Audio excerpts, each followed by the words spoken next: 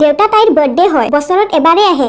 তাই এতিয়া ডাঙৰ হৈছে, ফ্ৰেণ্ডছ বনিছে, চবে বাহিৰত চেলিব্ৰেট কৰে আজিকালি। তাইৰো কৰিব মন, তাত কি ডাঙৰ কথা হ'ল? যাবলৈ দিয়া তাইক।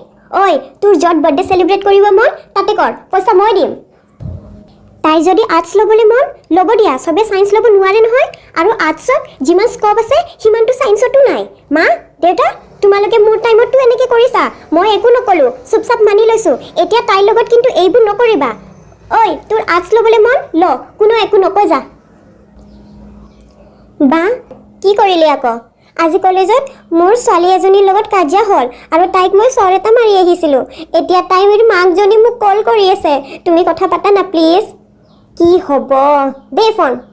হেল্ল', আপোনাৰ ছোৱালী শিকাব কলেজত কি কাজিয়া কৰিবলৈহে আপুনি পঠিয়াই নেকি?